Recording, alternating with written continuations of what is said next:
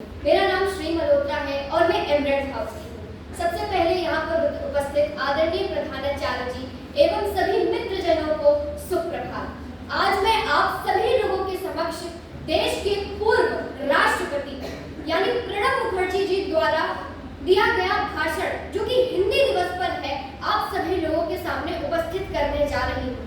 और ये भाषण 14 सितंबर 2013 में विज्ञान भवन दिल्ली में दिया गया था।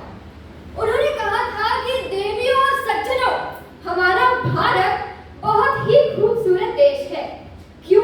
क्योंकि यहाँ पर अनेक प्रकार की भाषाएं बोली जाती हैं, पर हिंदी यहाँ की सबसे लोकप्रिय भाषा है।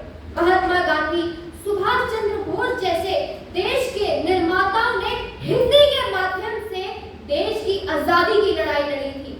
यहाँ तक कि आचार्य केशव चंद्र सेन जी ने 1875 में ये सुलभ समाचार पत्र में लिखा था कि यदि आपको अपनी बात इस देश के आखिरी व्यक्ति तक पहुंचानी है तो उसका सबसे सरलतम मार्ग केवल हिंदी है, क्योंकि हिंदी एक ऐसी भाषा है जो हर भारतीय के आत्मा में बसती है।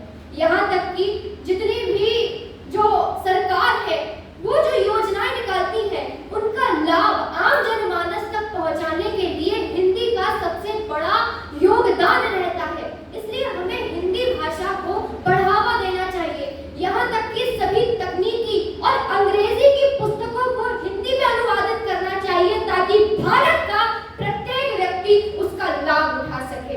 उसी के साथ जैसा कि हम सब लोग जानते हैं कि जो आज का युग है वो तकनीकी और अंग्रेजी का, सूचना का युग है, तो हमें पूरा प्रयास करना चाहिए कि हम इंटरनेट पर हिंदी का जो प्रयोग है उसको बढ़ा सके। और इस कार्य के लिए हम सब लोगों को एकजुट होकर के कार्य करना पड़ेगा।